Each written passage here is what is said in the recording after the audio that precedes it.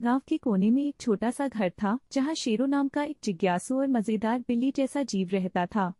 शेरू को नई नई चीजें खोजना और समस्याओं को हल करना बहुत पसंद था।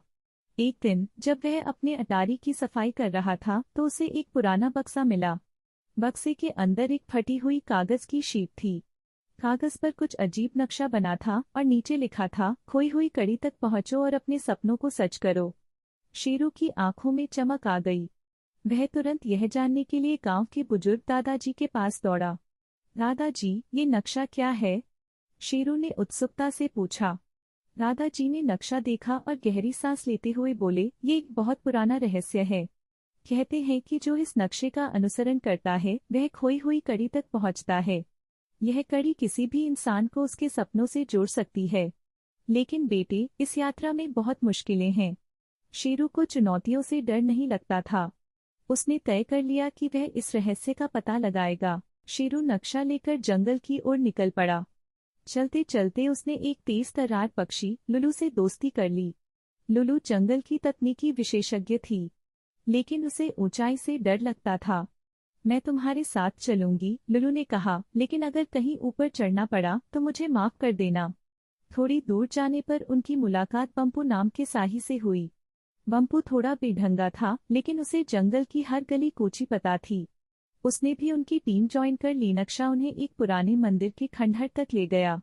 वहां एक बड़ा पत्थर रखा था जिस पर लिखा था, सूरज के बिना दिन, चांद के बिना रात, कौन है जो हर जगह साथ? शेरू ने सिर खुजलाते हुए कहा, क्या जवाब हो सकता है? लुलू ने तुरंत अपने गैजेट से जानकारी निकाली और कहा, यह छाया हो सकती है। जैसे ही शेरू ने छाया कहा, पत्थर हट गया और एक गुप्त दरवाजा खुल गया। आखिर में वे एक गहरे खाई के ऊपर बने एक पुराने पुल तक पहुंचे। वहां एक मजाकिया ट्रोल बैठा था। उसने कहा, पुल पार करने के लिए तुम्हें मेरा सवाल हल करना होगा। सवाल था, ऐसी चीज क्या है जो जितनी बांटो उतनी ही बढ़ती है? शेरू मुस्कुराया और कहा, प्यार। ट्रोल हंस पड़ा और बोला, सही जवाब। जाओ अपनी मंजिल की ओर। जब वे गुफा के अंदर पहुंचे तो उन्हें कोई खजाना नहीं मिला। वहां केवल एक दर्पण रखा था और उसके ऊपर लिखा था, खोई हुई कड़ी खुद तुम्हारे भीतर है। अपने सपनों को पूरा करने के लिए टीम वर्क और आत्मविश्वास की जरूरत होती है। शेरू ने महसूस किया कि इस पूरी यात्रा ने उसे और उसकी टीम को बहुत कुछ सिखाया। उन्होंने मिलकर जो हासिल किया वही उनकी सबसे बड़ी जीत थी।